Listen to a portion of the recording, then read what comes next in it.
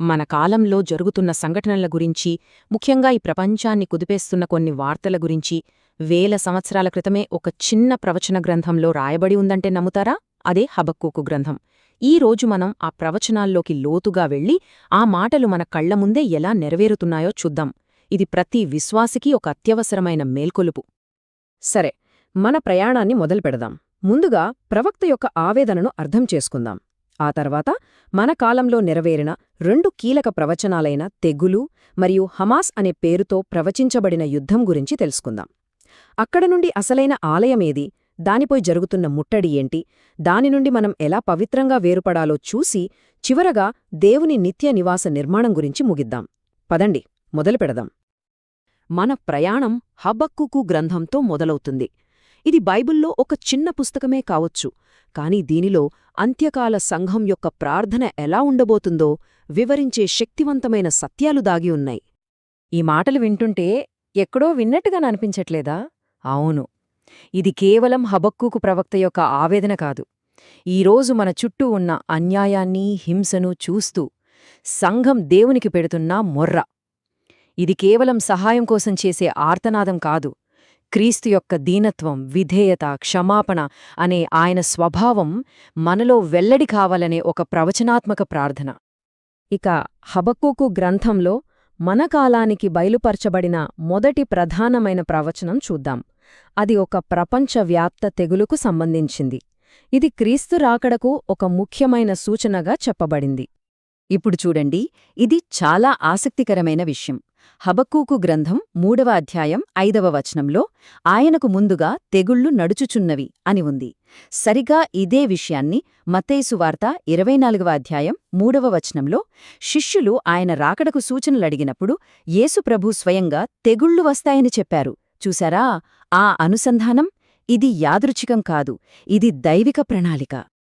ఈ ప్రవచనాల వెలుగులో మనం చూస్తే ఈ మధ్య వచ్చిన కోవిడ్-19 మహమ్మారి అనేది కేవలం ఒక వైరస్ కాదు. అది సంఘం మేల్కొని సిద్ధపడాలని దేవుడు అనుమతించిన ఒక దైవిక సంకేతం, ఒక హెచ్చరిక. సరే, ఇప్పుడు మనం రెండవ ప్రవచనానికి వద్దాం. ఇది ఇంకా ఆశ్చర్యకరమైనది. ఎందుకంటే హీబ్రూ మూలగ్రంథంలో దాగి ఉన్న ఒక పదానికి ఈరోజు ప్రపంచాన్ని కుదిపేస్తున్న ఒక భయంకరమైన యుద్ధానికి మధ్య ఉన్న సంబంధం మనల్ని నిశ్చేష్టులను చేస్తుంది. గుర్తుందా?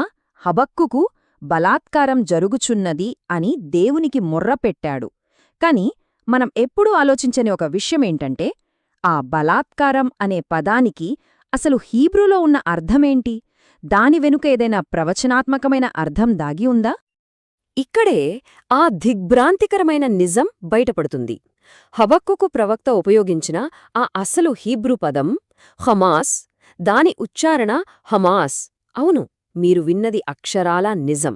ఈరోజు మనం వార్తల్లో వింటున్న అదే పేరు.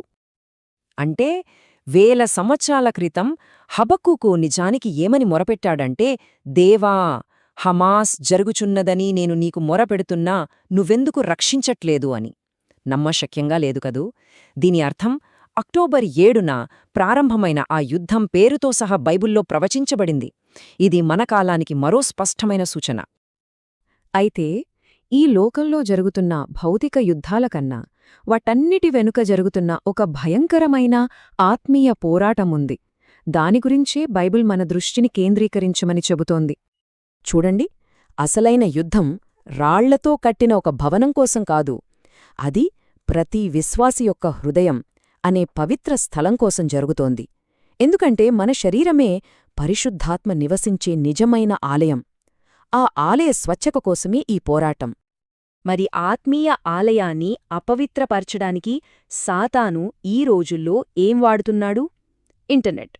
దాని ద్వారా వచ్చే గేమ్స్, జూదం, షాపింగ్ వ్యసనాలు, అంతులేని సోషల్ మీడియా, వీడియోలు ఇవన్నీ మన హృదయాలను దేవుని నుండి దూరం చేసే ఆధునిక హేయకృత్యాలు. ఇంత భయంకరమైన ఆత్మీయ ముట్టడి మన మీద జరుగుతున్నప్పుడు మరి మనం మన ఆత్మీయ ఆలయాన్ని ఎలా కాపాడుకోవాలి? దీనికి బైబిల్ చాలా స్పష్టమైన ఆజ్ఞను ఇస్తోంది. ఈ వాక్యం ఎంత స్పష్టంగా ఉందో చూడండి. ప్రత్యేకముగా ఉండుడి, అపవిత్రమైన దాన్ని ముట్టకుడి, అప్పుడు నేను మిమ్మల్ని చేర్చుకుంటాను అని దేవుడే చెబుతున్నాడు. అంటే పవిత్రమైన వేర్పాటనేది మనం చేస్తే మంచిది అనే ఐచ్ఛికం కాదు. అది దేవుని సన్నిధిని అనుభవించడానికి ఒక తప్పనిసరి షరతు. ఈ వేర్పాటు అనేది ఒక ప్రయాణం లాంటిది. దీనిలో 4 స్థాయిలున్నాయి. మొదటిది ఈ లోకం నుండి, దాని పద్ధతుల నుండి వేరుపడటం. రెండవది మన మధ్యనే ఉండి విభేదాలు సృష్టించే వారి నుండి.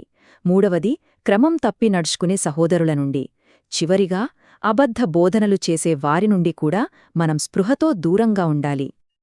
అయితే ఈ శుద్ధీకరణ, ఈ వేర్పాటు ఇదంతా కేవలం మనల్ని మనం కాపాడుకోవడానికి మాత్రమే కాదు. దీని వెనుక ఒక గొప్ప దైవిక ఉద్దేశం ఉంది. అదే ఒక దైవిక నిర్మాణ ప్రాజెక్టు కోసం మనల్ని మనం సిద్ధం చేసుకోవడం. గమనించండి, మనం కేవలం విడివిడి విశ్వాసులం కాదు.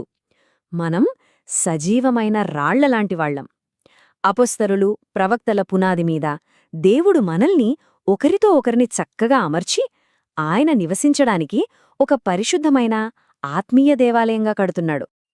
అందుకే మన చుట్టూ నెరవేరుతున్న ఈ ప్రవచనాలు కేవలం వార్తాంశాలు కాదు, అవి మనకొక అత్యవసరమైన పిలుపు.